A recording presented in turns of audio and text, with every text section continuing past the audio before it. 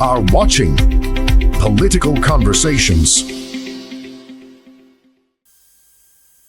Good evening and welcome to another engaging edition of Political Conversations of Freedom Square TV. I'm still your host, Uchenna Cyril Anioke. Nigeria is gradually approaching another major electoral season. Political parties are beginning consultations. Politicians are building alliances. Defections are becoming more frequent. And conversations about the future of democracy are once again dominating the public discourse. This raises a very important question. Is everything fair in politics? Can politicians do whatever it takes to win an election? Or should there be moral limits, democratic values, and respect for the rule of law? Our topic this evening is all is fair in politics, democratic standards and electoral integrity ahead of 2027 elections. To help us examine these critical issues, we're honored to welcome the studio Dr. Ambrose Igboke. Dr. Ambrose Igboke is the chairman of the Guild of Public Affairs Analysts of Nigeria Enugu State Branch and a newly minted chairman of the Institute of Chartered Mediators and Conciliators Enugu State Branch. Dr. Igboke, thank you for joining us. Thank you very much for honoring this double cap. It's good to be here. Okay, for those who do not know Ambrose Igboke, this is a man that has analyzed electoral processes, institutional reforms, and democratic governance over many years, and remains an advocate for credible elections, political accountability, and citizen participation. His experiences place him in a strong position to examine the strengths and weaknesses of Nigeria's democratic journey as preparations begin for the 2027 elections. And so, I would ask him, you're a keen watcher. You've been watching the body language of Mr. President, you've been watching the body language of many politicians. And so when President Tinubu just recently remarked very audaciously that all is fair in politics during his meeting with Catholic bishops, critics instantly labeled it an invitation to political rascality. How do you personally interpret the letters of the law? Or how do you interpret the phrase in the context of Nigeria's fragile democracy? Why is Nigeria's democracy called fragile? It's because we are merely, as it stands, performing what we call civil rule and not a democracy in the true sense of democratic governance. So we just transmitted from 1998 after the death of Abacha. We were in a hurry. So the military was in a hurry to hand over to a civilian government at the aftermath of the ripples of the 1993 elections. And we just took 9 months to hand over. So within that 9 months, a constitution was, pointed out. And I know the constitution said we, the people of Nigeria, but found out that a few people sat there in a room and wrote that constitution. You can see that the constitution has a lot of military trappings, of military rules. A constitution that gave the president of the Federal Republic of Nigeria almost a monarchical and absolute powers. The way the constitution is, the Nigerian president is almost an absolute ruler. He has his hand in everything and almost controls everything. Therefore, in the context of that, you now see the president appointing everybody, appointing the INEC chairman, appointing the IG of police, chief of army staff, chief of defense staff. Before, there used to be a rigor in assessing, evaluating, and approving these lists or confirming them by the Senate. But what we have seen in the last 10 years, the Senate will just formality, rubber stamp, take a bow, take a bow, go. Even take a bow is in fact, if you left for this Senate as it sits now under God's will, it will be that they shouldn't even come for screening because anything the president says is okay.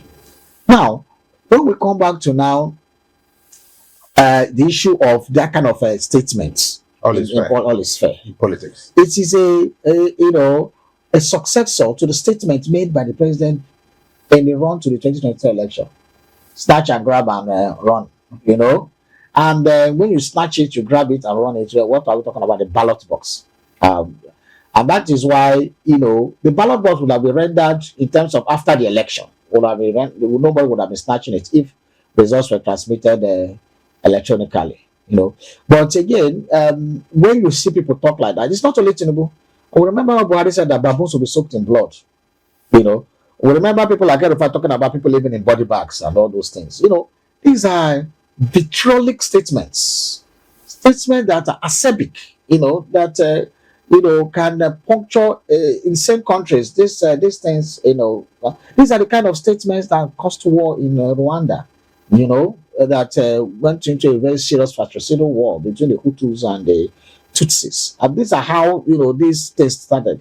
We also know that it has ethnic, even in last election, ethnic, icing, where people were, because we are from a particular ethnic group, they tell if we don't win, we are going to dealt with and all those kind of things. I remember my own younger elder brother relocated from the north towards the 2015 election because they were threatened that if Buhari loses and Jonathan wins, that they were going to be dealt with. He had to run away with his family, and that disrupted their lifestyle. So these are the things. These are realities of our nation. But we expected this. Okay, we're hearing it from governors, we're hearing it from local government chairmen, politicians, and the rest.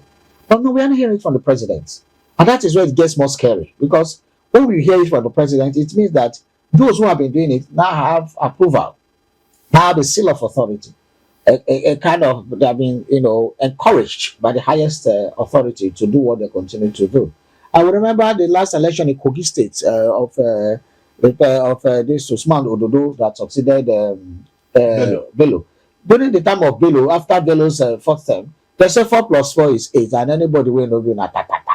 Tatata is on an onomatopoeic sound for gunshots, and then somebody was saying if you don't go na tatata. So if they were singing it in songs. That anybody that does not allow the governor of the second term, you will do tatata. That is the man, he will be shot. And then these people went scot-free. And we have seen high-profile assassinations since 1999 when Wadauzuru came back. Remember the issue of Harry Dokubo that was, assassinated. Harry Marshall, all these people were ANPP chieftains that were mowed down. So these are very bad, memories of our democratic group. So what it means, all is fair, means that you can do anything in politics. Okay. When a commander-in-chief of the armed forces declares all is fair, does this compromise his responsibility to uphold the strict letters of the law? That is one. And two, human rights activists argue that that statement hands overzealous supporters an open check to anarchy. What do you say to those? So you don't put it overzealous supporters. Now, that any supporter can do anything. Even those who are not overzealous have not been given the license to start misbehaving, to unleash terror, to manipulate election results, to unleash violence on those who do not agree. And also, maybe that also goes to state about the spokespersons of the president, the way they also react when you don't support the president's policies or against it. You see that they're almost blackmailing you. They are intimidating you and threatening you with jail because you are holding an opposite idea, or you are not validating what they are doing at the presidency. So that is how low we have sunk. So the people who are saying that it's not only overzealous, you are giving your party supporters or those who are supporting license to do all sorts of things in a democratic space, and that is not lawful. Compromise, yes, because when you say all is fair, and you have security agencies, the DSS, the police, the military, and whoever, the civil defense, and are trying to ensure that law and order, to engender law and order during the elections. And you, the commander-in-chief of them all, is saying that all is fair. So what are you telling them? You are telling them that allow the ruling people of the ruling party. The ruling party now may not just be APC, The ruling party must also be ruling parties in other states, though there are few now, in other states who are not APC members. But you're also giving that anybody who holds the authority to do these things, that the person has can do anything, because anything he does is fair in politics. So whether the person kills, whether the person means, whether the person commits acts of violence, whether the person snatch boxes, whether the person kidnaps somebody in the all the name of election, assassinations and the rest, you are saying that all it is fair, because all you do in politics, so far you win, it is fair. And that is a very dangerous statement for our politics, especially now that we are moving towards general elections. Presidential supporters, and if I must single one out, I will single the, well, whether you like it or not, the hardworking FCT minister, yes, on week. He's hardworking, but also he can cause some trouble with his mouth. So he defended the remark by stating that no politician willingly strengthens an opponent. So where do we draw the line between strategic self-interest and perhaps subverting democratic standards? The president himself said it, I think, in his independence speech last year, that he will not support a one-party state, that he's a Democrat, according to him, and that, but again, that is not the one causing the problem in opposition. But be it as it may, that it gives him a lot of pleasure that the opposition is in disarray. So it's not even wicked that I said. The president has said it, and I think it's factual that if your opponent is not agreeing to them, if your opponents are not united, if they are not trying, if they're united, they will fight you, and if they're in disarray, it gives him pleasure, as he said. So the president has already said that it is his pleasure to see the opposition in disarray. So first of all, he's participating in the election. Outside in being the president and his presidential duties, he's also a participant in the election. So he goes inside to he rolls his sleeves off to fight in the because he's in the game and he's fighting to win, and it's an incumbent. So let us not be unfair to him as if he's not part of the game. So he's also part of, he's a participant. So sometimes you may not expect him to be it's not non-partisan. It's partisan. He belongs to a party. There is not just that and he's on the ballot. And he's on the ballot. So he's fighting also. He's in the field. He's playing full time. So in as much as that, so the way P2B is going around also speaking, the way Atiku is going around speaking and others are speaking, he's also speaking about his own re-election because he's in the ballot. But having said that, if other political people, you should know that apart from a participant in the ballot, other people may participate in the ballot, but they are not the president. So while he's playing the role as a participant in the ballot, he should also remember that he is where he is the president. I think that is why sometimes I think he gets carried away by the other part of him that is a participant. I think the president should not get carried away. He should also remember that even though I'm a participant, I am not just a participant like the rest, like a P2B or Atiku Abubakar. I am still responsible for the safety and well-being of an Atiku Abubakar or a P2B or whoever is contesting the president or the Senate or the governor, whether in his party or outside the party. So if you that's the part that is the father of the nation. It's just like maybe in a family. You have children and you are doing the competition and you are part of that competition. And you say because you are part of the competition, I want to, you bring down your roof and you bring down your house. Which house do you go back to after the competition? So just because you are a member of that, you are in that competition does not mean that you remove the roof in your house and anybody who does not agree, the rain will beat you as well.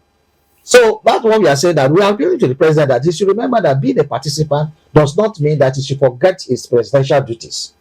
The two of them must be able to go together. In fact, more importantly, the presidential duties.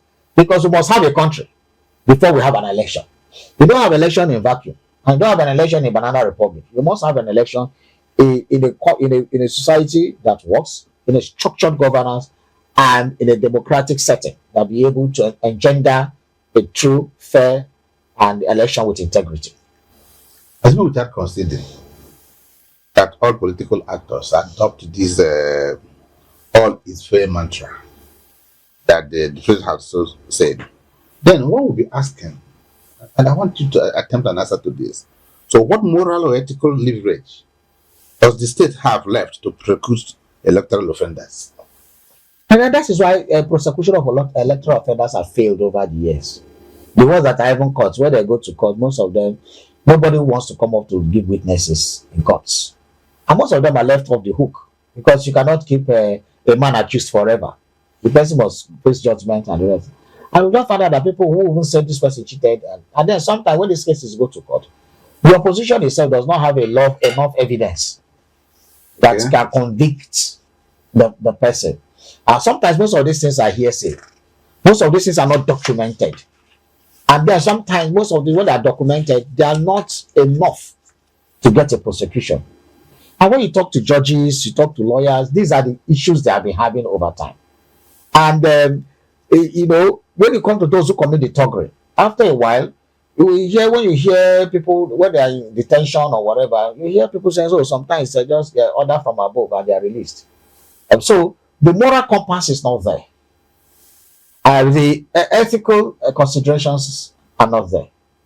Then the moral integrity, I mean, we don't have any when it comes to that, because even the opposition and the ruling party and all of them are involved in some acts of shadiness and or the other.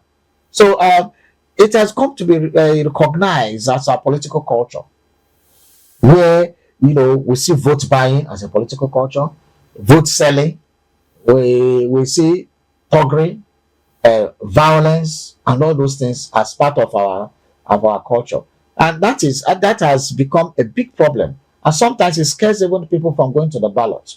But that does not in any way, desecrate our democratic structure. We should be able or make people lose hope because sometimes people are beginning to become lackadaisical about it. They are developing cold feet. They are, they're afraid that if something like that is happening, they come to the and violence is unleashed on the day of election. A lot of people have got wounded, even in rallies and all that other kind of thing.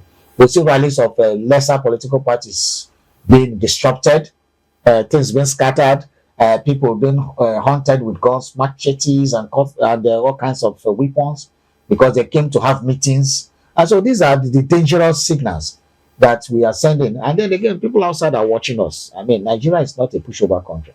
So when these things happen, they watch what is happening. That is how also there will be feedback and they will relate back to you. And that is also a way they will either respect or disrespect you in the Committee of Nations. And that's why perhaps, Nigeria has been ridiculed by everybody now. Even small countries talk to us anyhow. And I've been ridiculed because the simple things we are supposed to get right, we are not been able to get it right. And then we do election, we turn election, we say it is war. We close our borders, we close the air, we close the sea, we close the land. If it's possible to even close us and remove our breath, then we do it. Imagine that when you're having a general election in Nigeria, you cannot travel in this country, you cannot move, even intra-city, you are blocked off. Yeah. So that goes to show that we are ancient in our ways.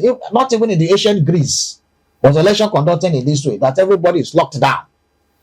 So if in the 21st century we are still locking down our people before voting is done, and you lock them for almost 18 hours, of the day, or 12 hours of the day, emergency people die because emergencies cannot happen.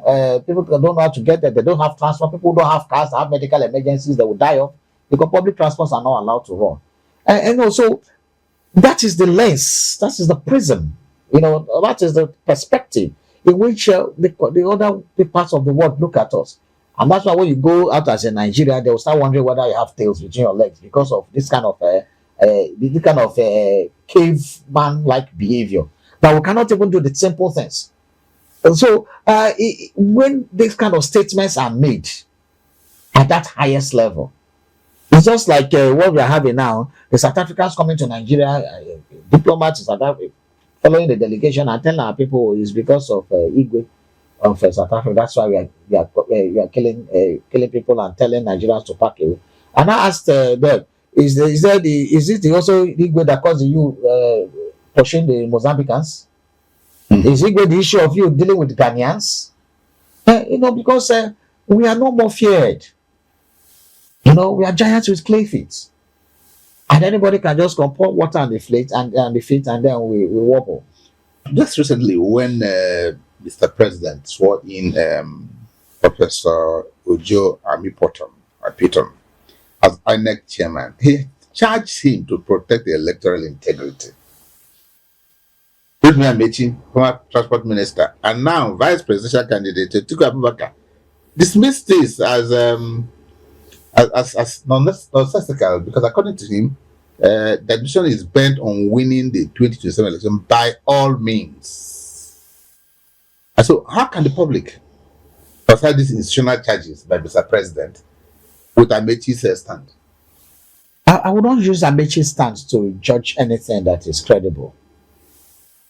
Because Amechi himself is part of the rots in the system. So when these people are out of power, they start behaving as if they are in support of the masses. And when they go in, they forget the masses as quickly as they are sworn in.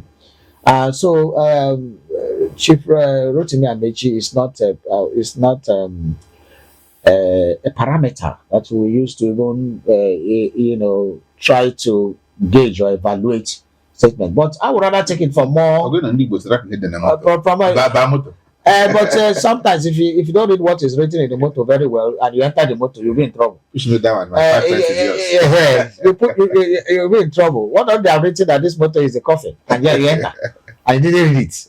So, but the truth is that even before Amechi's statement, immediately after the appointment of Professor Mopiton as INEC chairman, people started digging up some documents and showing it on the internet. From what we saw on the internet, they accused the INEC chairman of being a representative of had a legal representation for the APC in the past, and they even accused him of being partisan as an APC member. They accused him of having sympathy, and that if he has represented APC in the past as legal representative, then he doesn't have the moral compass to become the INEC chairman because he's already biased by working for APC already. And of course, he still went ahead to be that. But the INEC is always have been accused. Even the last INEC, Professor Mahmoud Yakubu, we saw how he promised us heaven and earth, telling us that we are going to ensure that the result. In fact, 2 days to the election, they still saying he promised us. Only for the curious thing about the election was that elections that were for House of Assembly and governors went well. The elections for the National Assembly and the president, the National Assembly was transmitted, where the presidential was not transmitted. So the question now is, INEC over the years have disappointed Nigeria on many occasions. We remember even the election that brought in President Umaru Yar'Adua. He said that he mentioned it in a press conference that the election that brought him to power was flawed. And that one of the things he went back on was electoral reforms, which he started. Unfortunately, that snatched him away at But again, it was through his efforts that for this data capture started. Before then, card readers were now introduced because of the reforms of President Yar'Adua. Because before then, anybody can enter the business center and print INEC card. Chief, you should know that. Why should I know that? So anybody could just enter the business center. Where the register was physical, everything was, But again, the card reader was made nonsense of by incident form. So there's always a loophole the politicians will create that will ensure that you're able to manipulate the electoral process. But as it stands, the elections he has conducted so far, we have not really given him. It's not enough to appraise him. I think Edo. I think it was the one that did Edo. They did Anambra too, and then they will do Ekiti. They have done Ekiti. They will do Osun. But I think tomorrow. 15th. Okay, they will do Osun on the 15th. So with all this now, we are watching him, especially the Osun on. It's a litmus test because of the avarice and greed of capturing that state. They want to make sure they're hell bent in capturing Osun, and EFCC behave like if it's a political party too, and they're trying to implement a court injunction. Only God knows where they got it, and then they try to implement it again. And, facing a state account. How can you go and split a state account? How does a state run? How does he pay his bills? How does he not almost do it? Or you want to ground the state because election is going on. So these are the problems we are having. And it's good the president intervened. But some people are also saying that this intervention also contradicts the law. That if the EFCC has gotten a valid court order, I want to go about it, and they are directing that the court order should not be obeyed, then it's another. He said they should try and advocate it. So, but again, it does it need to take the president to give that kind of directives for an He NBA? said he felt embarrassed So that they could freeze his state account. a state account. So, like I was on a national TV yesterday, I said that what is the respect between the national and the subnationals? The subnationals have some level of independence. Why will an agency of government and the national level just go and freeze a state account? As long as the money they're getting is coming from the national. So, so if there are issue, you write about it, and then it can be investigated. But it's not a personal account that you say you freeze, then you have to start investigation. Well, EFCC says that it is their responsibility to monitor the expenditure of states. There is a commission really created for that. So you say that when EFCC EFCC is supposed to probe fraud. Okay. So that is the primary reason. So how would you define for fraud?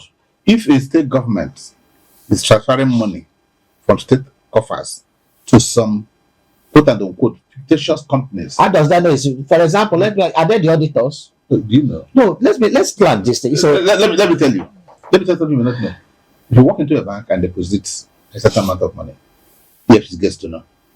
We know. But now, if you go to a hotel and check in, the details, EFCC gets to know. They get all those things. Because you see, they monitor quite a lot of for most public affairs analysts, it's even worse.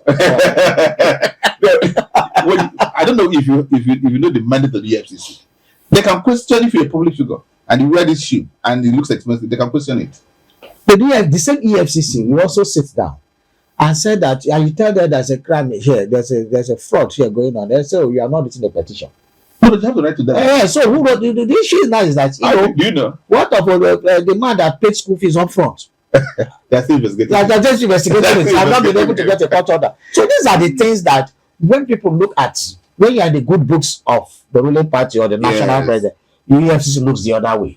Well, when you are in the opposition, that's the allegation. When you're in the opposition, the both as far as freezing an account. So these are the issues we are having, and that's why the president said he was embarrassed. I join him in the embarrassment as a Nigerian citizen because it was thoroughly embarrassing, and that that to throw itself in the fray like that. That petition was not received this week or not received last week. The investigations have been ongoing. Why is it that you were just some few? This is not the first time it's happening. It happened in the good days for political reasons. Yes, it does. So happen. That is why the president said it was inauspicious. Yes, let's not jump to Cardinal John on Icon. He's in the eye of the storm. Politicians are tackling him left, right, and center, but a lot of other people are standing by him. But what did he say? He warned that if the country hosts a free and fair election amidst current economic hardships, administration will face steep challenges. That was put this mildly. So is administration relying on a political machinery to override widespread public discontent? What do you think? I think I'm surprised for President Tinubu that I used to know when I lived in Lagos. I was there when he was elected as governor for the first time. I was there when he was governor for 8 years. I was there when his successors took over and all those things. And I think his character was quite different. Maybe there are too many things for him to do, and maybe he left some things for his acolytes to begin to do now. But maybe in Lagos he was more hands-on, Tinubu does not stop opposition. It does not stop attacks. He did not stop attacks. Rather, when you attack him, he will try to cut you, persuade you, and for you to come around and maybe join us. That's why so many of his even political opponents later came to his camp. But at the national level right now, I think because it's so the game now has changed. It's now wide. It's national. A lot of his lieutenants and acolytes are doing a lot of damage in his name. And I've seen that. I was yesterday when I was on air, I was wondering, does the president know about this? About freezing an account in the states, 3 days to election. So again, I think he has also surrounded himself, especially in his public communication. He has surrounded himself with people who don't know what is public communication, people who don't know what is reputation management, people who don't know what is image management, people who don't know how to generate goodwill for him. Rather, there are people who are at edge, to attack people. So they are not deep in human relations. They are just fantastic journalists who essayists, people who just the work of a journalist to write news, to report news, to interview people, and write it the way it is. And so, but they are not honed in the scale of, when you do public relation, for example, your work is to get facts for your principal, to get goodwill. Right? So the language used in PR is different. The language used in reputation management is different. The language used in mediation is different. So the things you are supposed to mediate, you put fuel and the thing burns up more. And then you keep on generating enemies and people, for your principal. And I think you should look at that team very well. They are doing him a disservice. Because, for example, he, as President Tinubu, even does better job than the Bayononogas of this world. Because even that session with the bishops, Tinubu was able to begin to, even though he didn't agree with them, he was giving them reasons why they didn't agree. Because some of the reasons were very, very insufficient and very pedestrian. For example, when he said that there will be hunger before he became president, that is not fair to Nigerians. Then if you are president, what do you do about it? Is to stop it. Your job is to stop it. Say therefore that was he saying. So he's already defeated, given a defeatist attitude, and that is not fair to Nigerians. That if one guy was there before you came, therefore when you come, one guy should continue. But apart from that, you also began to tell them other things, and he was taking the questions one by one. And then this man, just after this man came out and just started writing. First of all, they lack decorum in their language, gutter languages, that these are exhibited. And then these are not young men. These are people above 60, some of them. And then for them to talk this way, and people were where is their training? And then there's someone, Bayo is a Yoruba person, and Yoruba people are known for respect. And the cardinal is 82 years old. And if it's nothing, Yorubas respect age. So is it because of the money he's making? So these things are, when you test people, you now know they don't like the So the president should look at that thing and see whether I can bring people with expertise in communication. Are you talking about a regime change? No, I'm talking about the team. The regime change in the communication team. This team is not doing justice. They are just like people who, it's just like when you say you are passing by and you have a dog that is you do the dog like this and the dog start barking, and each time you throw something at the dog start barking. When we were kids, we were doing that. That's exactly what he's doing. So anybody who wants them to react, I will just say something and they'll just barking everywhere. This is not how to run the office of the spokesperson of the president at the highest level. And then you come with that decorum. A cardinal is a prince of the church. He's a global citizen. Some countries don't have cardinals. For Nigerians to have cardinals, they need to be respected. Even if you disagree with the person, there are communication channels. What happened to back-end communication? What happened to current favors? What happened to say, okay, I can come and sit down with two people at the cabinet secretariat to explain the policies of my boss. I can come and we can have a session with the finance minister, with the CBN governor, so that we can see the books. These are how to convince people. Here you are just insulting anybody. Who is buying another compared to Cardinal Onaiko? So these are the things. That's why Nigerians are very angry with this. And that, just because you are a presidential spokesperson does not mean you are not a spokesperson to just insult the people the principal is doing. You are a spokesperson to convey the emotions and goodwill, the attitudes, the goodwill, and recall it back. So perhaps we are telling the president, as communication experts that we are, take a look at your team, see if you can bring people who really know public relations, people who know reputation management, and people know mediation to be part of that, so that sometimes when these people write, please, somebody should look at it and say, no, this language should not be there. And then before that, you begin to win favors for your, rather than creating enemies for the president. Okay, former Vice President Atiku Abubakar, and who is currently the presidential candidate of ADC, recently warned that distributing short-term palliatives like rice and spaghetti cannot buy ballot box legitimacy. And it's all is fair, morphing into the weaponization of poverty ahead of 2027 election. Well, there's some people when they talk now, I start begin to look at the antecedents. I am not. I'm not suffering from selective amnesia that have besieged a lot of Nigerians. So he will do his eyes. So this one is still saying he will still do his own eyes. Campaign will soon start. So what the same thing that you will do? Why are you accusing others of doing the same thing? So it's our political culture, though it is not. But it's a brand that will tell you that after all, even Donald Trump gave gifts during his own time. But again, Atiku Abubakar always waits for election before he starts talking. The opposition, this particular opposition is playing, is disappointing. I'm very, very disappointed at the level of opposition. At the opposition level they are playing is so low, so weak. You do an election 2023, you wait again to the next cycle of election before making meaningful statements. And only Peter B has tried, to do one or two things even after the 2023 election. Atiku took flight. He came back again when elections are getting close. And that has been his pattern. He will come, contest election, disappear. Another 4 years, he comes back and he starts talking. These are not the way to run opposition.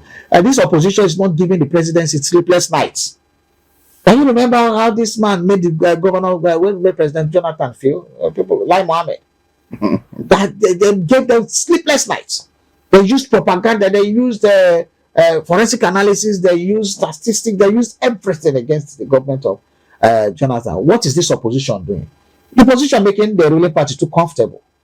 And that is the problem we are having right now. And that is why sometimes we see this kind of we are not giving Ebayononuga enough job, for example. And that is why the opposition, we are not giving them enough job.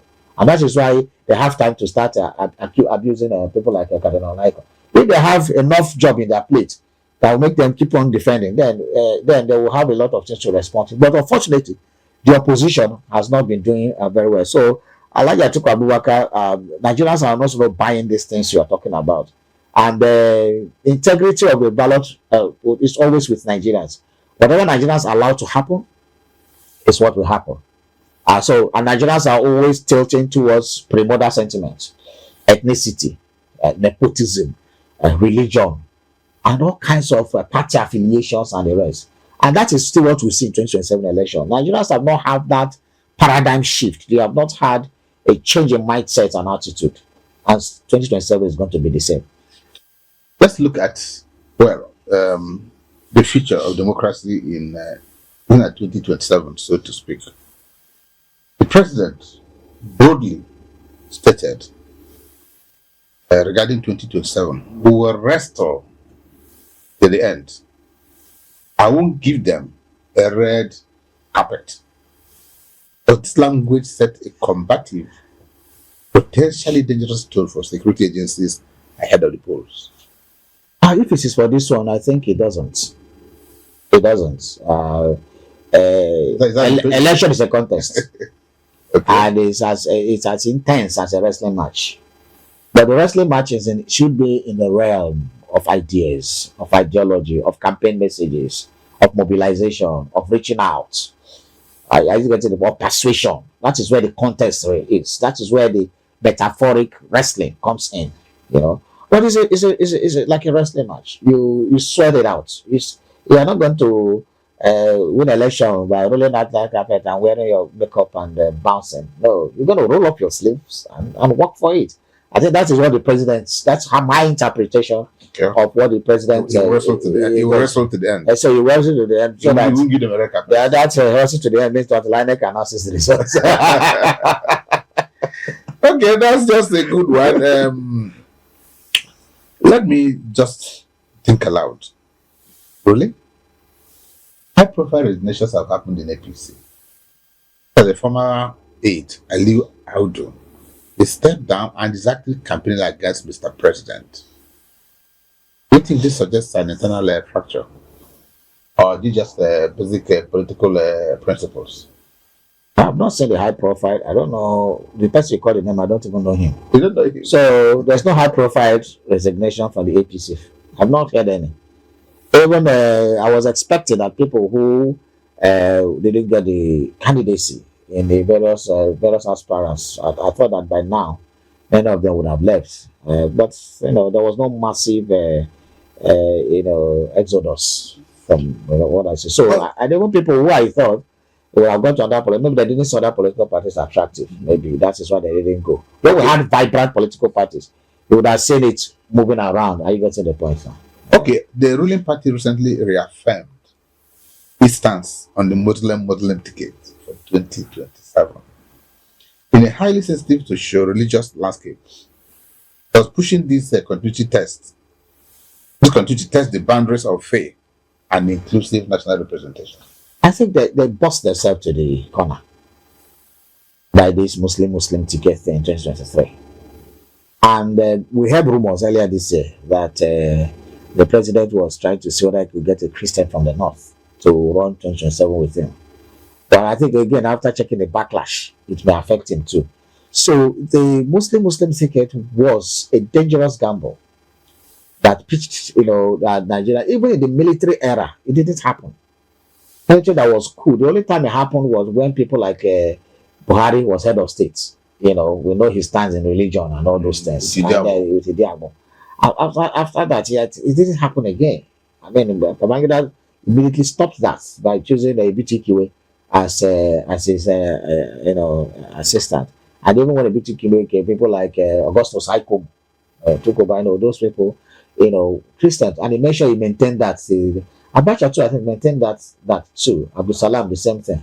So that's to say that even the military that we got to the barrel of the gun were able to stabilize, that delicate balancing. And then we came to it was people like Rufai that pushed this kind of agenda, and they got it, but it backfired.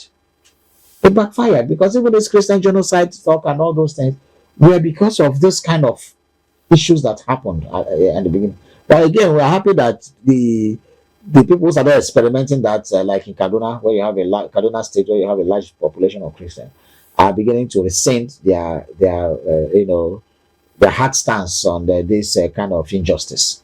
So right now, the Kaduna governor, I think, has picked a Christian as deputy. That is not going to continue that trajectory of El Rufai. That is not good for the state. It's highly polarizing. Because the optics is very, very important. The optics is very, very important. That you have a fair representation of your people.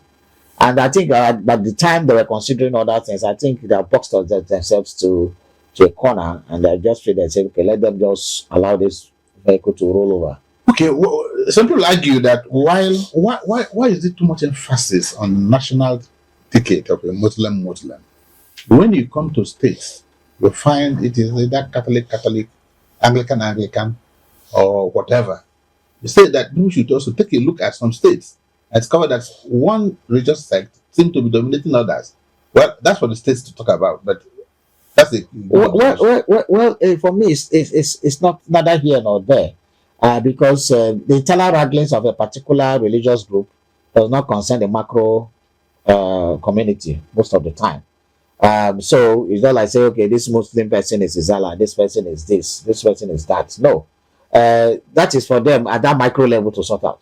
But when it comes to a state that has, you are saying this because states have almost every population is Christian. That gone to 90% of Christian. So what they know is Christian is Christian. So when I say, oh, the Catholics and Anglicans are right at that point. No, they don't say. I had one man, I won't remember his name, on national television, saying that Anambra was polarized into Catholic, Anglican by P2B. Because most of them were he said he was singing it, he sang it like a song. But because most of them Anambra got divided now. Because they are Christians, majority of them are Christians. Yes. That is why they are not doing that sect. But again, when you now come, but now becomes a power play. Because if you go to the Muslims, it's the Sunnis against the other group. I've forgotten their name. They have forgotten their name. And then one is originated from Iran, the other one from Saudi Arabia. So you go there, you also find that they're attacking So themselves. at that point, it is the survivor for the fittest.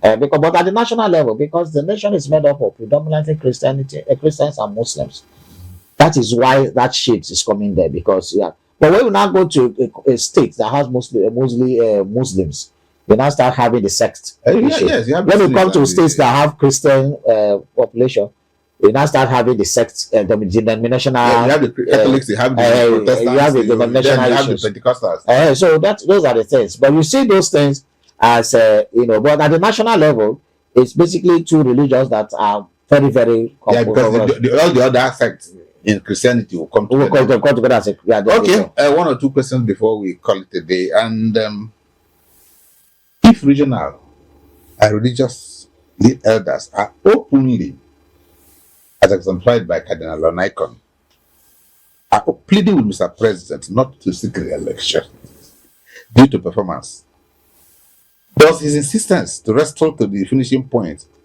signal, so to speak, a preference for political survival over popular consensus? But the two of them have rights as Nigerian citizens. Okay. Cardinal Naiko has a right to air his opinion as a Nigerian citizen and speak as a citizen, because first of all, he's a citizen of Nigeria. Before becoming a Catholic He's a voting citizen of Nigeria. before becoming a Catholic, he's a bishop or a cardinal. He's a Nigerian first. Yes. Now, as a Nigerian, the constitution bestows on him the powers and the inalienable rights to make his position known. It's a democracy and it's free speech. On the other hand, President Tinubu is a Nigerian also. The constitution bestows on him the inalienable rights to seek re-election. So why another people will tell you, oh, resign, you have not performed well. Well, we are not in Europe.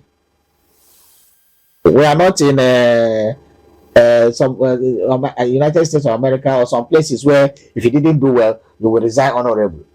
I mean, the other day I read that there was an accident, a train accident in India, and the transport minister, some people died, the transport minister resigned. I say, hey, God, this is wonderful. Meanwhile, in the year around 2006 or so, our aviation minister, planes were falling off the sky in this country. And they're going to meet you now. Are you going to resign, minister? I say, is it God that allowed plane to? I mean, it's not God. You cannot be playing God. That these things are accidents. So are they divine accidents? Because our investigation, this thing was so poor, our aviation standard, and people were falling off the sky. So that is the kind of mindset we have. That Nigerians don't resign. But if you send a minister that has resigned, and so when people should not celebrate when the minister resigns, it's not true. It's a Pressure. It's a subtle way at the corporate end of at that level. Don't allow us to find you. Especially when your guy is your friend or you're close to your guy will go and resign. Even at the corporate level, they do it in companies and the rest. And so after meritoriously serving for, you resign. One minister resigned recently last year. He said he doesn't want to bring distraction to the president. So you can use any language to actually cover yourself and ensure that these things that you say you resign, you go with that respect and self-esteem that you resign. But in Nigeria, they don't resign. So you will not. But again, it doesn't stop whoever is not comfortable with what you are doing to tell you to go. It happens even in our workplace and everywhere. President Tinubu, in many people's assessments, have not done well, including me. But we know he will contest because it's his right. So whether the Nigerians will still vote for him or not, it's their right. So at the end of the day, all our rights will meet, and the highest rights will take it. Will prevail. And the base will just have a say and not have. Okay. What reforms do you think should happen before 2027? Just by the corner. Electoral reform or which reform? Or any kind of reform. There's no reform that will happen. Everybody is concentrating on election. So campaign is just going on. The campaign is going on. What you have not reformed since 2023, are you going to reform it now? The only thing they are waiting for now is, for the INEC timetable. It's August. I think it's August and September. So you start seeing flurry of activities. There's no. Okay, quick one. What would we advise the political leaders going forward between now and the election? I think that we just know that what I would tell political leaders, we have a country That is why we're even having political process. We have a peaceful country. That is why we can conduct election. We have a country that have democratic structures or civil rule structures. That is why we are going into elections. May we not use our own hands to destroy this thing we have. May we see what is happening in Somalia. See what is happening in so many other countries. See what is happening in Ukraine and Israel. In fact, some people are accusing Prime Minister of Israel and the President of Ukraine that they are purposely pushing that war so that there won't be election. So there won't be election because of state of emergency. So we don't want that kind of thing. From 1999 till now, we have been having successful transmission. For people who don't know history, they may think there's nothing big. There's no big deal about that. It's a big deal. It's a big deal. The first time I tried to do a third term thing, it was shut down, and that gave a precedent. Nobody tried it again since after then. So, if you remember, just this week, Bobia of Cameroon reshuffled his military and appointed new chiefs from where he was in somewhere in Switzerland. Even these are kind of countries where a lot of African all these sit sites. Okay, what otherwise all political parties just look for power. It's the same thing. The political parties are run by politicians. They don't run themselves. Yeah. So for them, I think some of the political parties just have too much megalomaniac tendencies. And I have advocated that INEC should have regional political parties. You have state political parties, regional political parties, and national political parties. Only just because you open one story building in Abuja, you say yourself you're a national party. So they should be able to have that cadre and give criteria, and maybe we'll put it in our constitution to ensure that this proliferation of political parties at national level are not much. So specifically, INEC that will be conducting the elections under a new chairman, what is the word of advice to INEC? Well, over the years, we have had INEC chairmen that their names are mentioned in ignominy. Professor Amorutan should ensure that his name is not among those. Let his name be among people like that of Professor Humphrey Nwosu, his fellow professor, who has been immortalized as conducting one of the freest and fairest election in Nigeria's political history.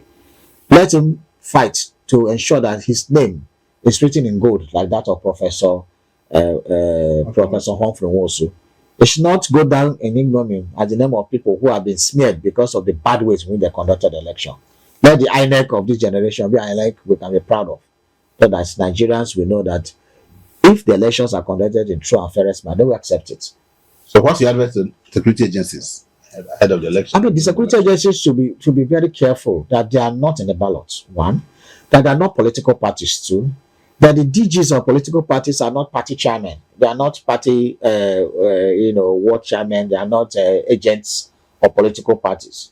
The security agencies should know that it is the Nigerian citizens that employ them. That their primary responsibility is for the security of the Nigerian citizen. And therefore, they should do everything that will uphold the integrity of the polls and not to support any ruling party, because the ruling party is not the person paying your salary. It's the federal government. Nigerian people. It's the Nigerian people. Therefore, security agencies should ensure that there's security for the Nigerian people, security for the process, and that the ballot is not compromised. And so, what's the advice to Nigerian youth? And for the Nigerian youth, they should not be used as willing tools for oppression, for violence, for thuggery. They should not also give up, because a lot of fruits, especially for those who are, if you are getting to 18 years this year and you are already valid for election, please go and pick your card, because the election will not take place again until another 4 years. And then ensure that you come out to vote.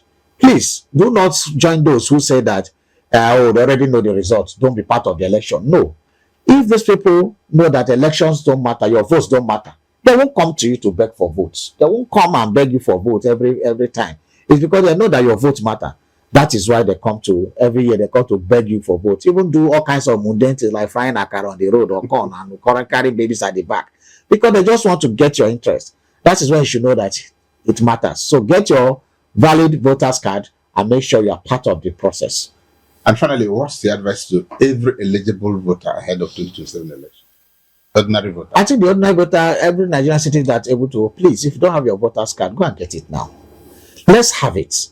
let's ensure that we do our own part of democratic process. Let's come out and vote. It's only when we come out and vote that democracy will thrive. But when we sit down in our place and say, oh, the one we voted, what did they do? After all, our votes don't count. Please do not join that school of pessimism. Come out, get your registered voters card, and make sure that you come out and vote. It is a critical part of democracy. And may Nigeria democracy survive. Okay, thank you, Dr. Ambrose Iboke, for sharing your insights on this timely and important national conversation. Democracy flourishes not only through elections, but through respect for the rule of law, accountability, active citizens' participation, and of course, stronger institutions. So, as Nigeria prepares for 2027, every stakeholder, political parties, electoral officials, security agencies, civil society, the media and citizens has a role to play in ensuring elections are peaceful, credible, and reflective of the will of the people. Well, to our viewers, thank you for watching Political Conversations on Freedom Square TV. And once again, join us again for another edition. I will continue to promote informed dialogue on governance, democracy, and nation building. Do have a lovely evening.